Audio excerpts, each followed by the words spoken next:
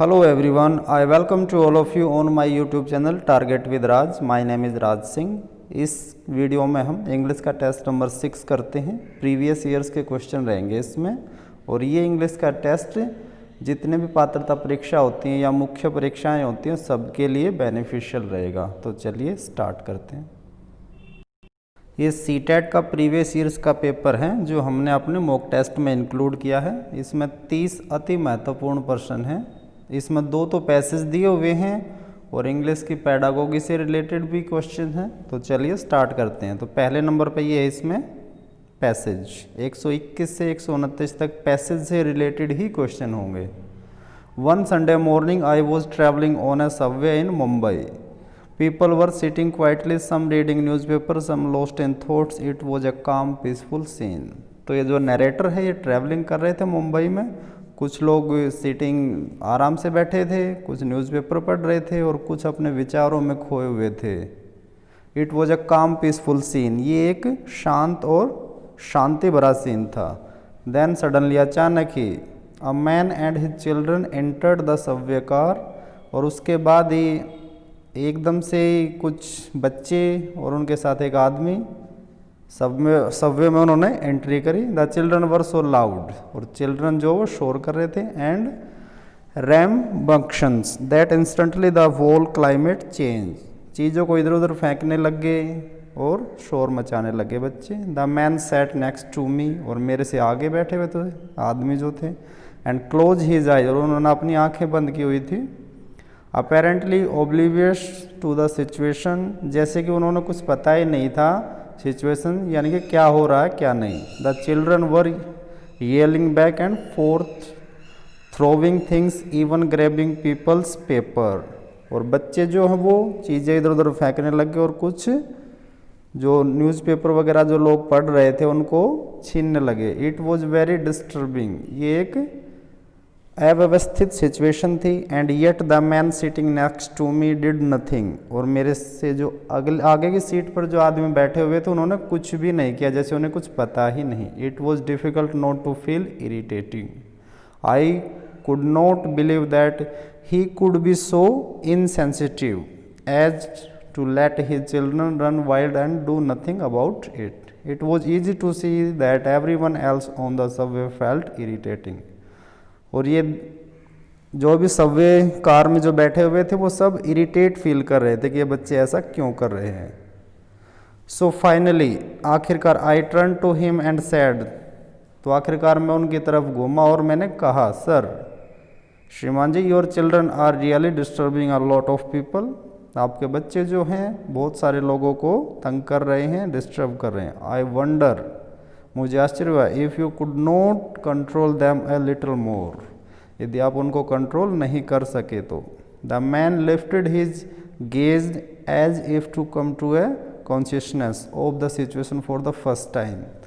तो इंसान अपनी आंखें ऊपर उठाई और ऐसी चेतना या ऐसा सा रिएक्शन दिया कि जैसे वो फर्स्ट टाइम ही उन्होंने सिचुएशन के बारे में पता चला है। And sad softly. और आराम से उन्होंने कहा, ओह यू आर राइट, आप सही हैं। I guess should do something about it. We just come from the hospital where their mother die an hour ago. हम अभी अभी हॉस्पिटल से आए जहाँ इनकी मदर की डेथ हो गई। I don't know what to think and I guess then don't know how to handle it either. Can you imagine what I felt at that moment. My paradigm shifted. और जो मेरी विचारधारा थी, जो मेरी मानसिकता थी, वो एकदम से चेंज हो गई। Suddenly I saw things differently and because I saw things differently I thought, felt and behave differently. तो नरेटर जो है वो इस सिचुएशन को सुन करके एक बदला बदला सा व्यवहार करने लगे। उनका जो गुस्सा था, इरिटेशन थी, वो सब रफू चक्कर हो गई। My irritation vanished, my heart was filled with the man's pain, feeling and sympathy and compassion flowed freely. Your wife just died. Oh, I'm sorry. Can you tell me about it? What can I do to help? Everything changed in an instant. तो ये easy सा topic था। इसमें मुंबई में Subway जो car है, जो metro भी कह सकते हैं, उसके बारे में बात है। तो अब क्वेश्चंस देखते हैं। इससे करीब करीब 8 या 9 क्वेश्चंस होंगे जो इस पैसेज से रिलेटेड हैं। 121. The primary purpose of the author is to narrate an amusing incident, show how indulged parents spoil their children, show a radical shifted in attitude, highlights the problem of subway travelers. तो इसमें according to passage जो वो option C will be right, क्योंकि इंसान का attitude किस प्रकार situation को देख करके वो चेंज होता है। 122. द वर्ड ओब्लिवियस पैरा 3 में है, इसका मत मीन्स क्या है अकॉर्डिंग टू पैसेज? अनवेयर, नेग्लेक्टफुल, इनकॉन्सिडरेट या फिर इनसेंसिटिव। तो अकॉर्डिंग टू पैसेज अनवेयर, जिसे कुछ पता ही ना हो। 123. The word which is opposite in the meaning to compassion. Compassion का अपोजिट क्या होगा? कंपैशन होती है दया, क्रुएलिटी निर्दयीपन। Option 4 will be right. Number 124. I felt differently tense of the above sentence has been correctly change into present continuous. तो present continuous में बताना है इसमें। प्रेजेंट कॉन्टिन्यूअस में is am are plus verb की फर्स्ट फॉर्म के साथ आई लगता है। तो आई फेल्ट डिफरेंटली 124 में, तो I am feeling differently, am plus verb की फर्स्ट फॉर्म के साथ आई। अब ये हैड बीन है, ये वोज है और ये हैव बीन, कोई भी प्रेजेंट कंटिन्यूस नहीं है, तो फर्स्ट में है option 1। 125. My irritation vanished. Vanished मतलब होता है गायब हो जाना, अंतर्ध्यान हो जाना। My irritation vanished. The sentence given above has been correctly change into interrogative form in. तो इंट्रोगेटिव क्वेश्चन पूछना में कन्वर्ट करना इसको, माई इरिटेशन वैनिस्ड। तो 125 में जो है right option will B did not my irritation vanished. Option 3 इसका राइट है, क्योंकि डिड के साथ वर्ब की फर्स्ट फॉर्म आती है। 126. The children's behaviour on the subway was irritating, disgusting, shocking या फिर अम्यूजिंग। अम्यूजिंग तो कोई भी फील नहीं कर रहा था, ये तो नहीं है। तो 126 में इरिटेटिंग, बच्चे जो थे वो किसी का पेपर छीन रहे थे, किसी की चीज़ें उठा के इधर उधर फेंक रहे थे, चिल्ला रहे थे, तो इससे इरिटेशन होता है। 127. How did the man children's father react to the unruly behaviour of his children? He rebuked them, he tried to control them, he did nothing, he enjoyed their antics। 127 में तो उन्होंने कुछ भी नहीं किया, वो ऐसे बैठे जैसे सिचुएशन के बारे में उनको पता ही ना हो। 128. It can be inferred from the man's behaviour that he was an indulge parents, mentally disturbing, unsocial या फिर इनसेंसिटिव। 128 में right option will be mentally disturb, क्योंकि वाइफ की डेथ हो गई थी उनकी। 129. When the writer learned the truth his heart was filled with the man's suffering, he was angry with himself for being judgmental, he decided to help the man out, he felt apologetic. तो 129 का right option will be first, his heart was filled with the man's suffering. Next 130 to 135 एक और passage दिया हुआ इसमें छोटा सा, ये उससे छोटा पहले वाले से। Your attitudes are the prospective from which your views life. Some people seems to have a good attitude towards most things, some people seems to have a bad attitude towards everything। कुछ लोगों का जो है attitudes के बारे में बात हो रही है इसमें, कुछ लोग कुछ चीज़ों के बारे में या कुछ लोगों के बारे में गलत एटीट्यूड रखते हैं, कुछ उसी एटीट्यूड को पॉजिटिव में बदल देते हैं। But when you look closure you will find that most of us have a combination of attitude. यदि हम अपने आप को अच्छे से देखें तो हम सब जो है एटीट्यूड्स का combination, some good some not so good, कुछ अच्छे हैं और कुछ अच्छे नहीं हैं।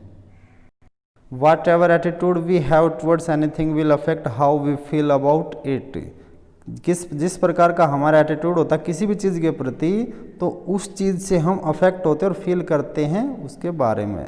विच is turn determines whether or not so will do well, so our right attitude play a very important part in helping us become successful। हमारा जो right attitude है, पॉजिटिव एटीट्यूड है, वो सक्सेसफुल होने के लिए बहुत ज़्यादा सहायता करता है, हेल्प करता है। इनफैक्ट सच में या वास्तव में, एज वी कैन सी, हम देख सकते हैं, a good attitude is essential. Essential का मतलब होता है जरूरी, for achievement of any kind. We so often hear of someone who is said to have a bad attitude. The term is often applied to young people, especially to teenagers who frequently get into trouble। और अपने bad attitude की वजह से कई बार जो young बच्चे होते हैं उनमें देखा जाता है बैड एटीट्यूड, जो किशोरावस्था के बच्चे होते हैं, और जिसकी वजह से वो कई बार प्रॉब्लम में भी फंस जाते हैं, परेशानी में फंस जाते हैं। But we often hear it about adults too. The implications is always that the individual in question is not going to make it if he does not change his attitude. I would agree. Without a good attitude, it is not possible to see the opportunity ahead and set one's sight to reach them. तो good attitude हुए बिना हम किसी भी चीज़, कैसी भी हमारी opportunity हो आगे, हमें वो अच्छे से नहीं मिलेगी, हमको हमारी पॉजिटिव अप्रोच नहीं है एटीट्यूड के प्रति। But even more important it is fact that in order to possess the kind of feeling which work for us, we have got to have a right attitude to start with. But where do we get our attitude from? Are we born with them? So do they just appear out of nowhere? Our attitude are the accident, they don't just happen. Our attitude created and influenced entirely by our belief. तो easy सा है ये, positive attitude के बारे में बताया। किसी चीज़ के प्रति हमारा एटीट्यूड जैसा है वैसी हमारी फीलिंग्स रहेंगी, और पॉजिटिव एटीट्यूड सक्सेस होने के लिए बहुत इंपॉर्टेंट है। ईजी सा टॉपिक है ये, ईजी सा पैसेज है। तो इसके ऊपर क्वेश्चन देखते हैं हम क्या बनेंगे। 130, which one of the following statement is correct? Our attitude are influenced by our parents only. तो पेरेंट्स का तो इसमें कहीं ऐसा जिक्र नहीं किया हुआ है, ये नहीं है। Our attitude are created and of control by our belief, ये है second. Our attitude are the result of our own personal experience, ये भी नहीं है। We are born with it, ये भी नहीं। तो सेकंड है 130। 131, the word determine mostly near by means. तो डिटरमाइन जो है उसका सिनोनिम्स बताना हमने 131 में। तो इसका सिनोनिम्स गवर्न, ऑप्शन 4। डिटरमाइन का मतलब निर्धारित। Which part of speech is the underlined word in the sentence given below? Some people seems to have a good attitude towards most things। तो इसमें अंडरलाइन नहीं दिया हुआ किसी में, तो टुवर्ड्स के नीचे थी अंडरलाइन। तो ये टुवर्ड्स जो होता है ये क्या होता है? ये प्रीपोजिशन। 133, ए या an dash attitude is absolutely necessary for attainment of any kind. तो 133 में good attitude. The term bad attitude is used for young people because they often get into difficulty, ये दिया हुआ है सेकंड वाला 134 में, right option second. 135, right attitude are the absolutely essential to. Essential means जरूरी, absolutely पूरी तरह से। Win the goodwill of our peers and superiors, इसके बारे में बात नहीं हुई इसमें पैसेज में। फर्स्ट के बारे में तो कोई बात नहीं है। Have the harmonious relation with others, ये भी नहीं था। प्रोमोट आवर मेंटल वेलबींग, ये भी नहीं। सक्सीड इन लाइफ, ये थी, ये बात हुई थी इसमें, आया ये। Now 136 to 150, answer the following questions by selecting the most appropriate options. Which of the following is the highest level of cognitive ability? Cognitive ability की बात हुई है, और उसका highest level क्या होता है? तो cognitive जो ability होता है उसका highest level होता है evaluating। जब हम किसी चीज़ को या अपने आप को या दूसरों को evaluate करने लग जाते हैं तो समझ ले हम अपनी cognitive ability के highest level पर पहुंच चुके हैं। 137, why is storytelling most important in an English language class at primary level? तो जो स्टोरी टेलिंग होती है वो मोस्ट इम्पोर्टेंट होती है इंग्लिश लैंग्वेज की क्लास में प्राइमरी लेवल पर। वो क्यों होती है ये पूछा है 137 में। It is useful for developing integrated language skill. हाँ ये सही है। नेक्स्ट देखते हैं, it develops moral value among the students, ऐसा कुछ नहीं हम। इट इम्प्रूव स्टूडेंट्स वोकेबलरी, हो सकता है लेकिन ज़्यादा ज़रूरी नहीं। It creates fun in the class, ये कोई ज़रूरी नहीं, तो फर्स्ट इसका राइट ऑप्शन है। A good teacher is one who, एक अच्छा टीचर वो होता है जो give them ample opportunity to learn, give them useful information, explain concept and principles, gives printed notebook to students. ये तो हर सरकार देती है, टीचर थोड़ी नहीं। तो 138 में राइट ऑप्शन क्या है, वो give them ample opportunity to learn, बच्चों को सीखने के ज़्यादा से ज़्यादा अवसर देता है। एम्पल, एम्पल मतलब पर्याप्त। Which of the following helps in learning the second language without using the printed text, बिना किसी प्रिंटेड टेक्स्ट के, बिना किताबों के, कॉपी के, जब हमारे को लैंग्वेज लर्निंग में सहायता जो चीज़ करती है वो क्या होती है, सिचुएशन अप्रोच, ये हो सकती है कुछ, नेचुरल अप्रोच ये सबसे ज़रूरी है, लैंग्वेज इमर्जन नो, ग्रामर ये भी नहीं। तो सेकंड इसका राइट ऑप्शन है 139 का।